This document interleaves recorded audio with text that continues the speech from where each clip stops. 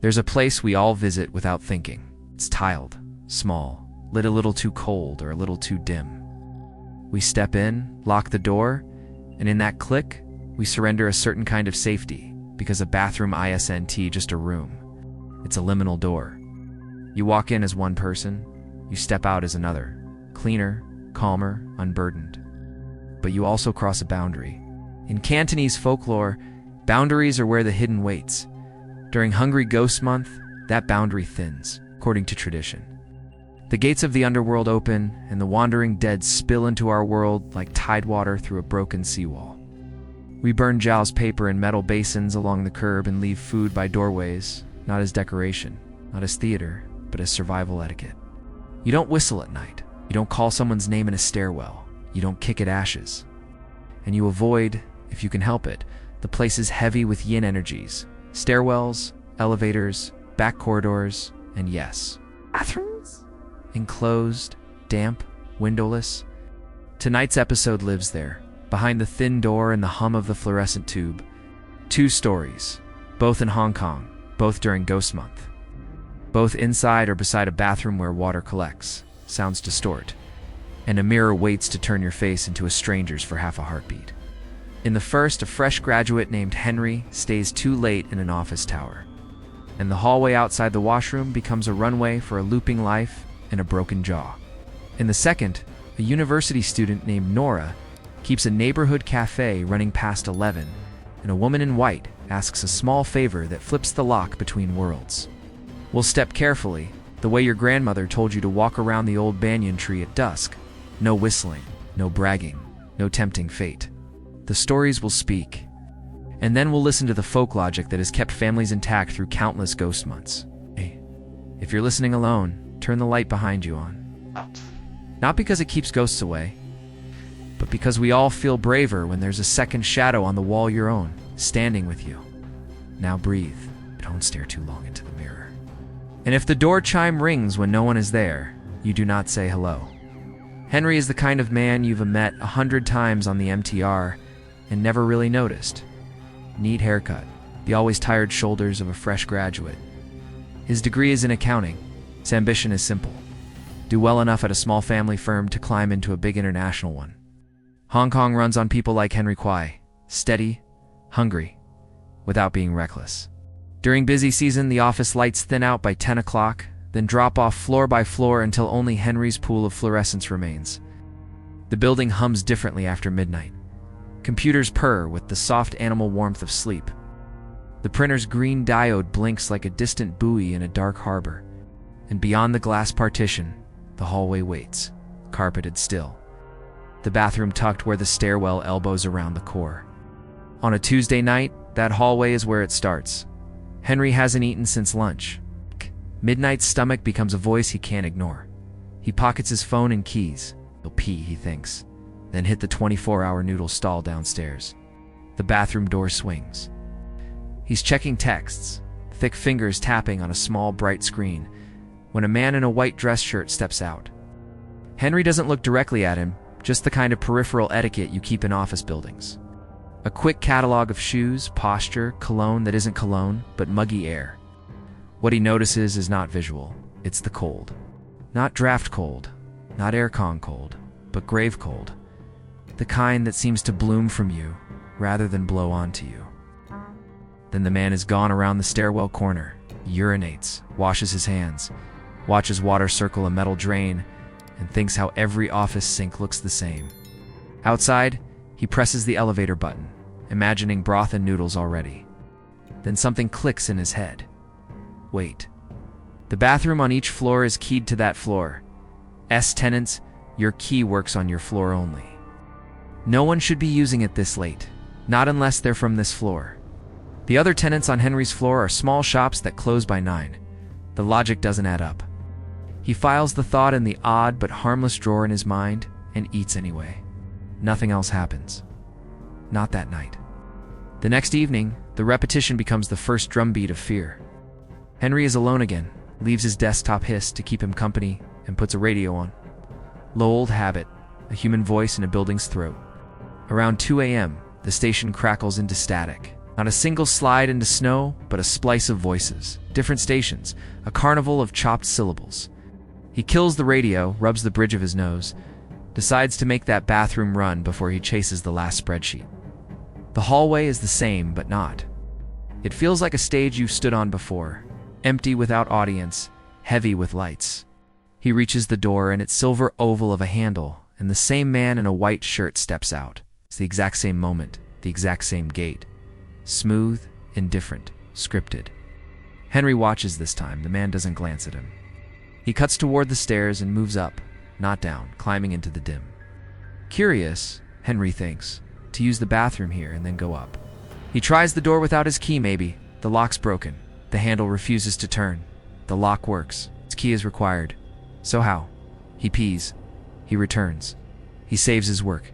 He shuts down. He takes the elevator to the ground floor. The door is open. The night guard is about to step in for patrol. They trade that quick, friendly nod. Henry turns to say goodnight, and the world tilts. Behind the guard, stepping into the same elevator cabin, is the man in the white shirt, but now he is semi-transparent. His lower jaw is missing, not mangled skin or dark blood absent. His body is fractured by something not seen but echoed, the way broken bones talk to weather. His eyes are vacant and forward as he moves past Henry without looking. The guard doesn't react. He grins, easy and mortal. Working half day today? It's only 2, he jokes, thumb tapping the closed door button. The panels slide together on a secret. Henry's tongue is a useless animal in his mouth. He stands there in the lobby with his heart a hammer and his mind trying to make new math. By the time the cold drains from his arms, the elevator has swallowed 2 men, one with a radio, one without a jaw. After Henry searches the building's gossip like a dog, he learns that years before, a man jumped from the upper floors. In that kind of building, everyone knows. No one says, and the stairwell keeps the loudest secret. Henry quietly changes his habits. Out before 11. Earlier in, avoid the bathroom if he can, never stand in front of the elevator doors as they open if he's alone. It's not that he believes, he tells himself it's that he remembers. Patterns are how spirits speak. It's not with words, those come later if they come at all, but with repetition. A time, a place, a posture. It's like watching a wave fold, always at the same rock, always at the same hour. Henry starts noticing 1:58 a.m. The first static hit then. The second bathroom crossing then. It's the elevator at 2 sharp, like a late train pulling into a station that has no announcements. He wonders if the man's final walk was a loop. Washroom, 2 stairwell, 2 upper floor, 2 window, 2 air, 2 ground to nothing. And then, by the logic of sorrow, back to washroom again. In Cantonese folk talk, some dead replay their last moments, not because they enjoy the drama, but because energy wants its shape back. The shape it knew, the shape it died in. If you die suddenly, violently, you do not exit cleanly. You can snag on the world like a thread on rough wood. And if there's a bathroom nearby and closed, wet, mirror bright, you can catch there, in the seam. Henry's office corridor becomes an unintentional theater. The man in the white shirt isn't haunting Henry, not precisely. He's rewalking a path burned into the building. Sometimes loops touch. They brush the hem of a living person's night. The living are porous, especially when they haven't eaten, especially under fluorescent hum, especially when they laugh less and sleep worse. The detail that makes Henry stop talking when he tells this story later is not the missing jaw. It's that the guard did not see. Ghost logic says this is common. Spirit may be visible only to the one most primed, the loneliest. The latest, the tired, or the one whose personal history resonates with the scene. The guard's blood was up for work routine patrols, keys, checklists, jokes. Henry's blood was tuned to worry. Worry is a dial that receives more stations than radio. Why or while, nothing new happens, because the worst thing already did. It takes a long time to process the physics of a vanished jaw. Henry takes earlier trains. He keeps his head down. He memorizes the shape of the stairs, so he doesn't have to look into the dark well below. But the hallway does not forget. It is patient. It waits for the next man who comes out of a bathroom with a white shirt buttoned to the wrong life. And it will let him climb stairs forever. Nora is 19 and saving for a MacBook.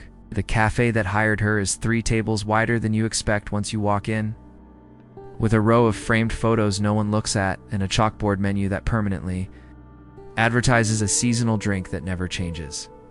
On weekends, the boss asks if she can cover the late shift, pays a little more, stretches her nights in a way that feels grown up.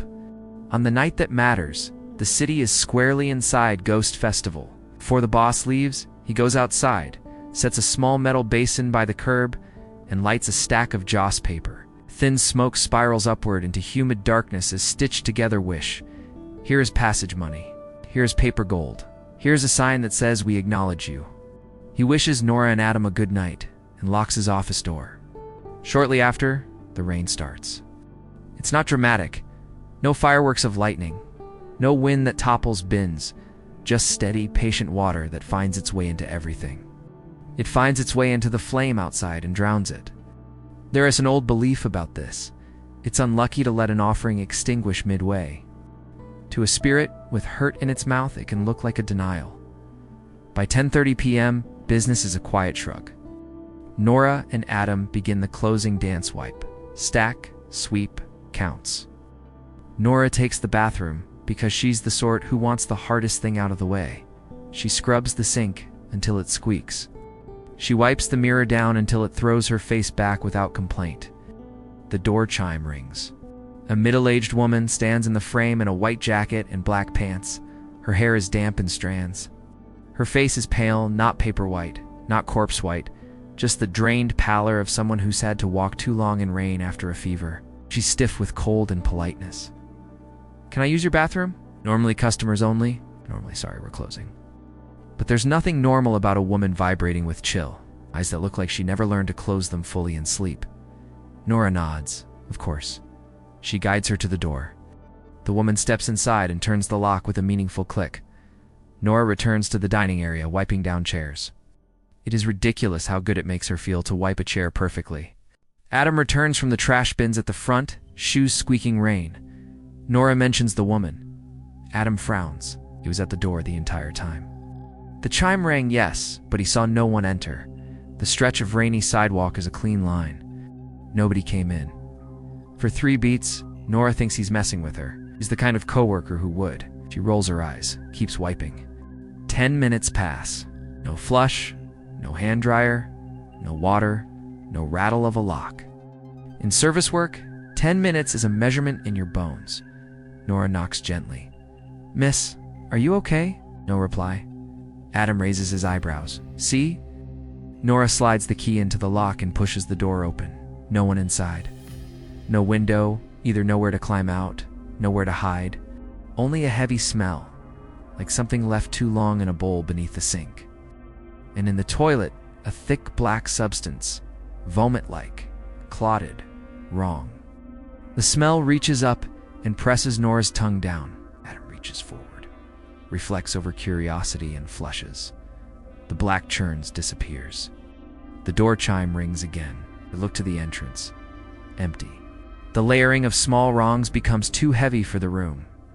They do not discuss it. They move wipe faster, count faster, chatter less. Adam lowers the metal gate, locks it. Nora is the one who turns for a last glance through the grate hand. That is the moment that puts iron in her legs.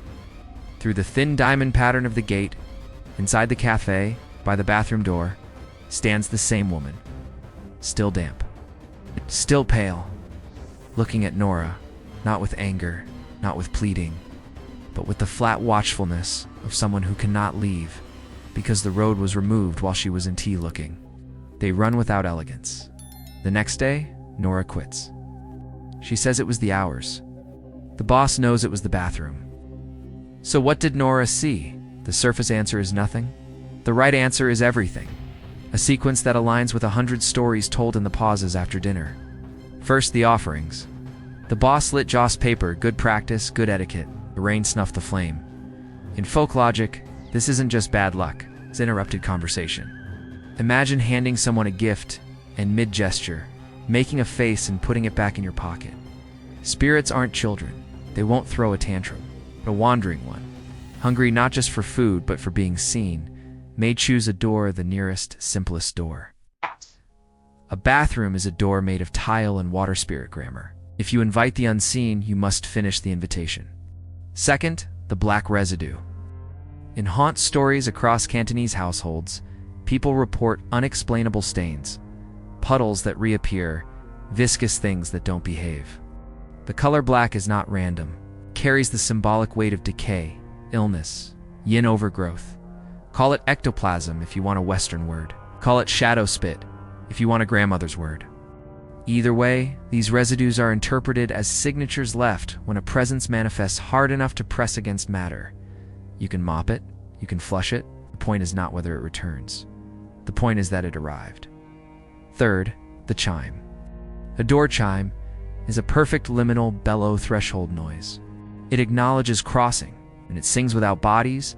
The old folks don't argue with voltage. They apologize. They murmur McGoy. They light incense if they have it. They open the way and ask nothing back. Nora was 19. She did not have incense in her pocket. She had a key and a last look through a grate, and the look cost her a week of easy sleep. There's a detail that matters here. The woman did not try to frighten Nora. She did not lunge, did not make sound. She stood. The dead who stand without faces crumpled are often the ones who are lost, not the ones who are hunting. Lost doesn't mean harmless. It means a wrong map in the rain. The cafe, with its sweet things stacked behind glass and its clean bathroom mirror, looked like a rest. Nora gave her the only thing she had to give: notice. And then she did the other thing the living must also do. She left. There is a time to stretch compassion through a door. There's another to close it for your own safety. Let's go back to Henry, to the man in the white shirt whose mouth had been removed by impact. The missing lower jaw isn't poetic. It's anatomical testimony. In a fall, the face becomes the city's handwriting. Teeth right, bones right, cartilage writes, what happened? Ghosts often show you the truest version of their end because that S, the version that keeps them here. Consider the root. Bathroom gives stairwell, gives upper floor, gives window, gives air. Why bathroom first? Because bathrooms are where resolve happens. People wash their hands, splash their face, decide. There is a saying that bathrooms are where we compose ourselves to re-enter the party after a fight. They are also where the last look happens before you re-enter a world without you. But why then did Henry see the man after at the elevator, stepping in behind the guard? There is a logic to loops that feels like the way dreams repeat the important scene again and again until you wake. He may be rerunning 2 tracks, prelude the bathroom and the climb, and return the elevator descent without life, the building resetting him to the beginning. In this way, the ghost is not interacting with the guard. He's overlaid on him the way a transparent film lies over a photograph. The guard's joke lands in our world. A silent passenger rides in his. Henry's fear is not naive. The man isn't evil. He's stuck. But stuck things can wreck the moving. How many times do you need to see a missing jaw before your nervous system goes on strike? How many loops before midnight becomes the hour your chest tightens automatically? Henry did the wisest thing. He removed himself from the time slot, out by 11, and before the loop forms. If you cannot fix the river, you stop swimming it at night. There is a bitter kindness in the way these stories fit together. Henry's ghost teaches caution time and place make a channel. Nora's visitor teaches modest, mercy-interrupted care can turn into unwanted company. Together they form a shape older than neon. Respect. Respect for the hour, for the door, for the tired human who shares a hallway with the drowned, the burned, the fallen. We do not have to understand the physics. We have to behave as if the old rules came from somewhere true. Why bathrooms? Beyond the obvious, mirrors, drains, stale air, little windows, or none at all. The deeper reason in Cantonese thinking is yin aggregation. Yin isn't bad, it's cool, dark, damp, inward. A good home balances yin and yang. But where yin pools cellars, stair cores, washrooms, the boundary is thinner. Water is also a conduit, temples. People cleanse before they approach an altar, not because water is magic, but because it is a medium it carries. The same holds in reverse. A bathroom's pipes are a city's veins. They run through walls and floors without regard for human boundaries. They are a path network for more than mold. Mirrors do their own work. Every culture has a way to cover them during funerals. It's not just superstition, it's protection from echo.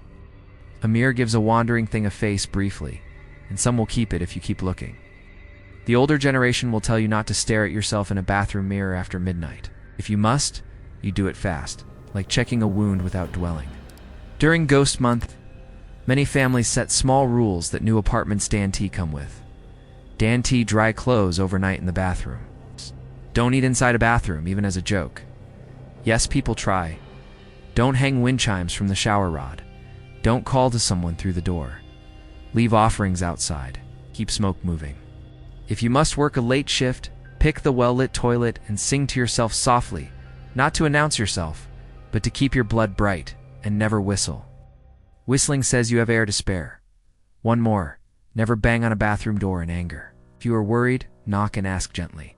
Anger is a summons. The wrong ears may answer. 2 practical lenses for the 2 stories. Lens 1. The looping office spirit Henry. What's happening? Culturally speaking, a repeat haunt tied to the site of a violent death. Bathrooms serve as pre-event staging.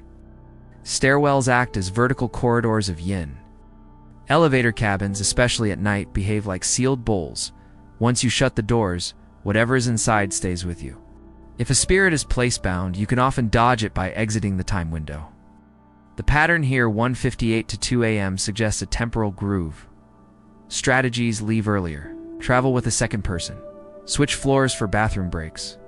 Keep salt packets in your pocket. Old trick: sprinkle a pinch by the threshold after a fright and step over it forward, not backward.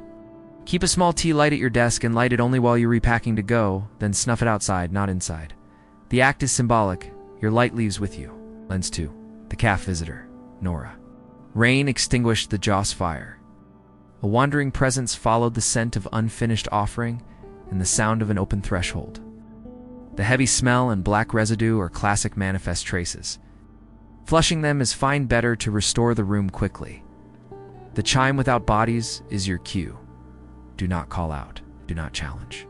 If you must close early, do the lockup matter-of-factly and avoid the last look. If you catch a glimpse through the gate, don't stare. Looking fixes what should move. The next day, it's wise to reset. Burn a fresh stack outside the shop in a dry moment. Offer a cup of unsweetened tea spirits. Don't metabolize sugar the way you think. And speak plainly. For travelers only, no staying. We honor you, then you go. This isn't power theater. It's clarity. The general Ghost Month bathroom rules from aunties who have seen more than we have. If you have to choose between 2 toilets, pick the one with moving air. Avoid the mirror stare in and out. If the room feels crowded when you enter alone, back out, pause, and then go into a different bathroom, or wait 5 minutes. If a tap starts dripping the moment you stop singing, start again soft, not mocking. You are keeping yourself company. If an old elevator stalls and the air turns cold, resist turning around fast. Press a button for any floor with lights and noise. When it opens, step out, even if it's not your stop, and take the stairs the rest of the way with your phone-ass flashlight on. The point is not to out-argue the dead. The point is to maintain your shape. Henry leaves earlier now. Never waits in front of elevator doors at 2 a.m. He respects the stairwell the way a hiker respects a cliff. Straight-backed, eyes forward, no jokes. Some nights, in the glass of the lobby's black windows, he thinks he sees the outline of a white shirt behind him, and he breathes through the moment until the glass throws him back only himself. He goes home, turns on the kitchen light first, and the bathroom last. Nora avoids the cafe after dark. Months later, when she passes it on the way to a bus stop, her eyes slide to the back wall, where the bathroom door lives out of sight. Nothing visible. It's just the pressure memory of a woman who needed a place to be human for 3 minutes and could not find one in the rain. Some nights, Nora leaves a tiny cup of tea on her own windowsill, because kindness is a habit you build, not a single dramatic gesture you post about. Neither of them became believers in the way that word often means. Call them practitioners instead of courtesy, of caution. Of the old Hong Kong art of not making a scene in front of rooms that can make a scene out of you. This is what Ghost Month teaches when you strip the incense and paper down to their bones. You are not the only one using the hallway. So if you're working late, don't be brave for sport. Be small wise. Keep the corridor behind your left shoulder, not your right. Carry a tissue packet with a twist of salt tucked inside. Don't laugh at what you cannot lift, and do not tell a bathroom it is only a room. And if a door chime rings when no one stands there, if a radio slides into static at the same minute 2 nights in a row, if you see in a reflection that is not yours the unmistakable geometry of missing bone, you do not announce your disbelief to the air. You do what Henry did. Change the hour. You do what Nora did. Lock up and go. Tomorrow, when the sun is an ordinary sun again, you can tell the story and decide how much of it you think was the brain-nest dark theater. But tonight, we practice the old politeness, a nod to the unseen, a light carried out the door, a lock turned without drama, because bathrooms are not haunted by nature. They are haunted by use by mirrors absorbing faces, by water holding whispers, by the brief, defenseless moments in which the living learn that privacy is a prayer, not a guarantee. Don't look back. Wash your hands in the bright room, not the dim one. And if you hear your name in a voice that isn't one you love, remember the simplest rule the city ever taught. Don't answer.